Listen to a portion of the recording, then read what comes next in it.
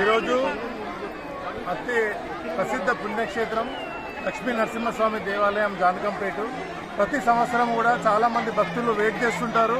అమావాస్యము, అష్టమి, శనివారం వచ్చిన రోజు అనేక వేల మంది భక్తులు ఇక్కడికి వస్తుంటారు.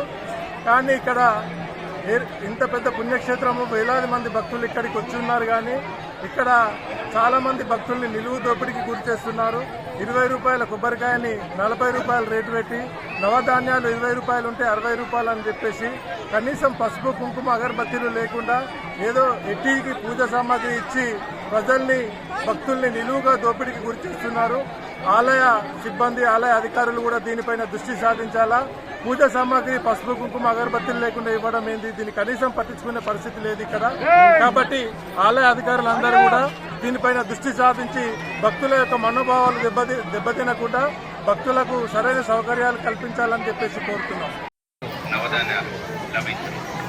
శనివారం అమావాస్య సందర్భంగా ఈ పర్వదినాన్ని పురస్కరించుకొని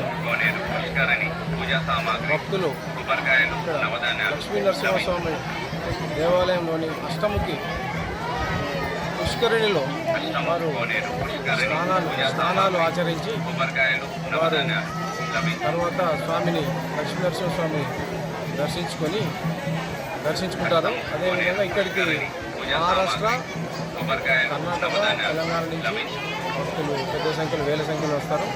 దీనికి సంబంధించి పోలీసు బందోబస్తు కూడా పటిష్టమైన బందోబస్తు ఏర్పాటు చేయడం, ఇటువంటి అవాంఛనీయ సంఘటనలు జరగకుండా పోలీసు బందోబస్తు కూడా ఏర్పాటు చేయడం జరిగింది. మేము ప్రతి సంవత్సరం ఈ శ్రావణ మాసంలో అమావాస్య సందర్భంగా ఇక్కడ అష్టముఖి కోనేరులో స్నానం చేస్తే మోక్షం లభిస్తుందనే నమ్మకంతో ప్రతి సంవత్సరం ఇక్కడికి వస్తున్నాము. అలాగే ఈ ఇయర్ కూడా వచ్చినాము. ఇక్కడ ముందు మా అమ్మ వాళ్ళ ఇంటి దగ్గర ఉన్న ప్రతి ఇయర్ వచ్చేవాళ్ళం. ఇప్పుడు మా అత్త వాళ్ళ ఇంటికి వచ్చినప్పుడు కూడా మా ఫ్యామిలీ అందరం కలిసి ఇక్కడికి వచ్చాము.